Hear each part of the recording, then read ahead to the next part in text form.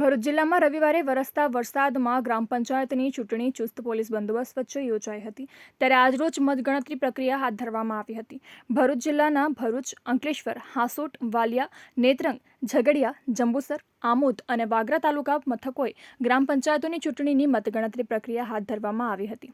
સવારના સમયે ચુસ્ત પોલીસ બંદોબસ્ત વચ્ચે મતપેટીઓ ખોલવામાં આવી હતી. સાથે ચૂંટણીની કામગીરીમાં જોડાયેલા અધિકારીઓ તેમજ કર્મચારીઓએ મતગણતરીનો પ્રારંભ કર્યો હતો.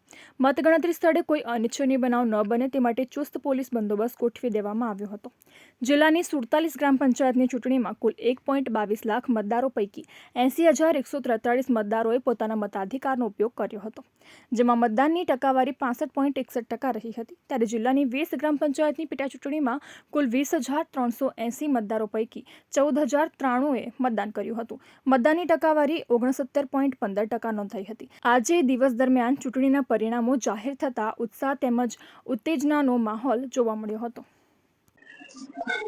ગુજરાતભરની અંદર 21મી તારીખે ચૂંટણી યોજાઈ હતી. ગ્રામ પંચાયતની ચૂંટણી યોજાઈ હતી ને ત્યારબાદ આજના દિવસે જે ચૂંટણી હતી, મતદાન થયું હતું, તેની ગણતરીની પ્રક્રિયા હાથ ધરવામાં આવી છે.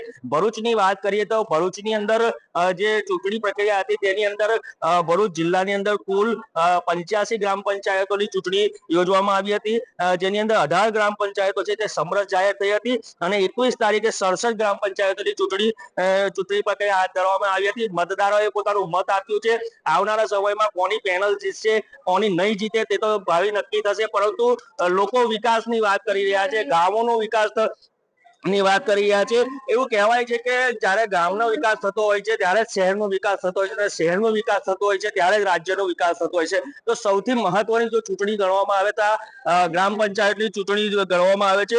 ટોટલ 174 મથકો પર આ ચૂંટણી પ્રક્રિયા હાથ ધરવામાં આવી હતી. ચુસ્ત પોલીસ બંદોબસ્ત વચ્ચે ચૂંટણી પ્રક્રિયા હાથ ધરવામાં આવી હતી અને આજે મતદાન થવા જઈ રહ્યું છે, મતગણતરી થઈ રહી છે. ત્યારે તમે જોઈ શકો છો કઈ રીતે આખી મતગણતરી થઈ રહી છે. બેલેટ પેપરથી આ વખતે મતદાન થયું હતું, એટલે ક્યાંક ને ક્યાંક જે રસપ્રદ વાત જોવા જઈએ તો રાત્રે ખબર પડશે, કારણ કે આજે બેલેટ પેપરથી ચૂંટણી પ્રક્રિયા હતી અને બેલેટ પેપરથી ગણતરી કરવામાં આવી રહી છે. એટલે ક્યાંક ને ક્યાંક થોડુંક તો મોડું થશે, પરંતુ આવનારા સમયમાં કોનું ભાવિ નક્કી થશે તે જોવું રહ્યું. કઈ ગ્રામ પંચાયતમાં કોણ પ્રમુખ, ઉપપ્રમુખ અને સરપંચ બને છે તે જોવું રહ્યું. રાકેશ ચોમલ, કનેક્ટ ગુજરાત, ભરૂચ.